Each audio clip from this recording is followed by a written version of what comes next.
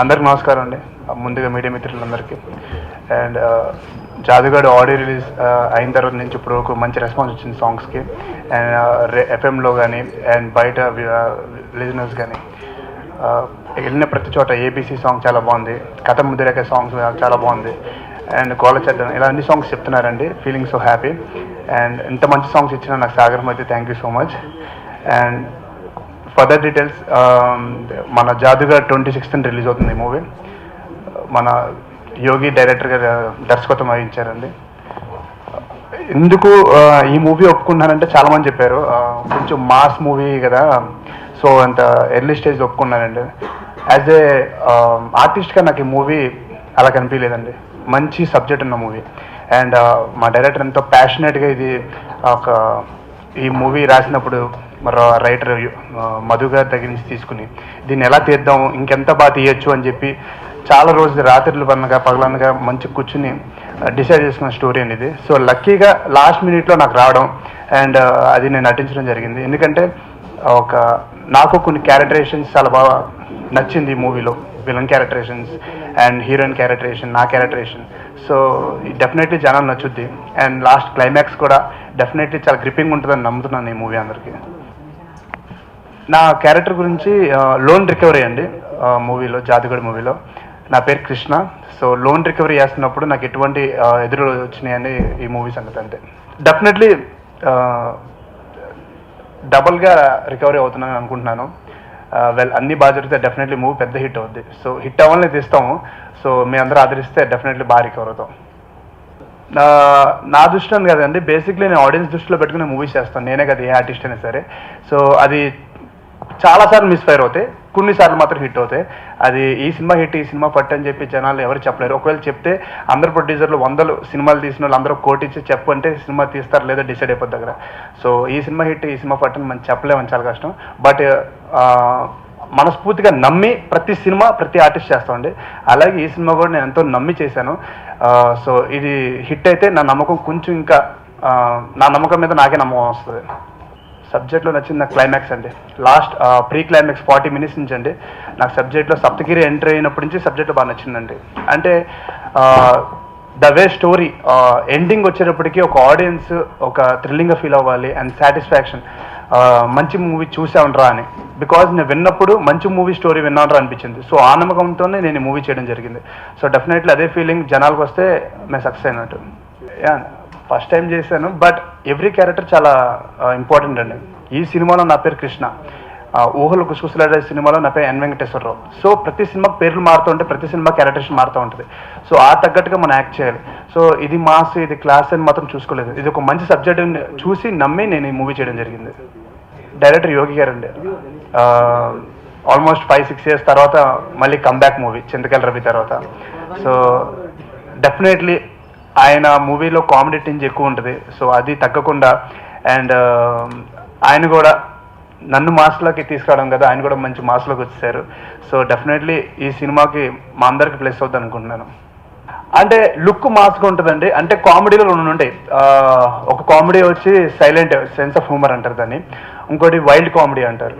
So కొంచెం మనమందరం wild కామెడీలోనే ఉంటాం. ఎందుకంటే గట్టిగా నవ్వడం కానీ గట్టిగా మాట్లాడడం కానీ, సో ఇవన్నీ కొంచెం వైల్డ్ కామెడీ చెందినవి. సో ఈ మూవీ కొంచెం లౌడ్గా ఉంటుంది, అంతే తప్ప తప్పు ఉద్దేశంగా ఉండదు.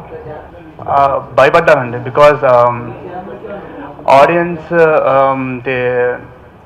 ఫైట్స్ చేసినప్పుడు నాకు ఎలా రిసీవ్ చేసుకుంటారో చిన్న భయం కూడా ఉంది.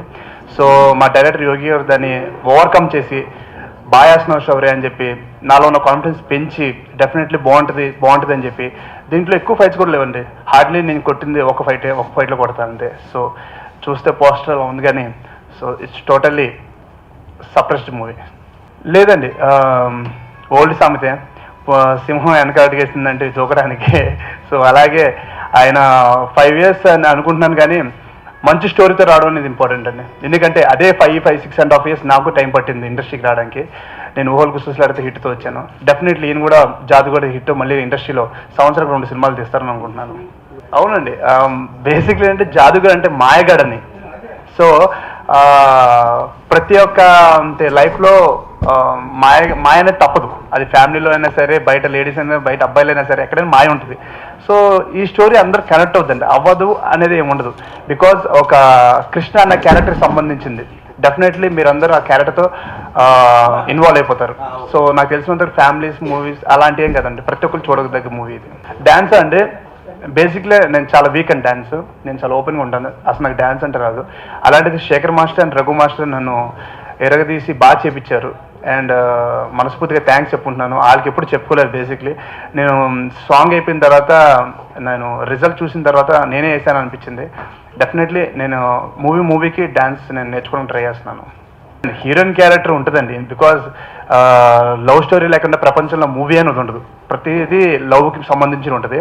So and she's beautiful. And Sonarika first movie తెలుగులో. సో డెఫినెట్లీ ఈ మూవీలో లింక్ ఉంటుందండి. అండ్ ట్రూ అవుట్ ఏంటంటే కృష్ణ అనే క్యారెక్టర్ మీద ఉంటుందండి. Jadugadu it's a title based movie. So తను హరహర మహాదేవ సీరియల్లో పార్వతి క్యారెక్టర్ వేసింది. ఈ సినిమాలో పార్వతి అమ్మాయి పేరు కూడా. సో అన్ఫార్చునేట్లీ నేను సబ్జెక్ట్ విన్నప్పుడు అప్పటికి హీరోయిన్ ఫైనలైజ్ అవ్వలేదండి. అప్పుడు హీరోయిన్ సినిమాలో పేరు పార్వతి, తను సెలెక్ట్ అయిన తర్వాత సీరియల్లో పేరు కూడా పార్వతి.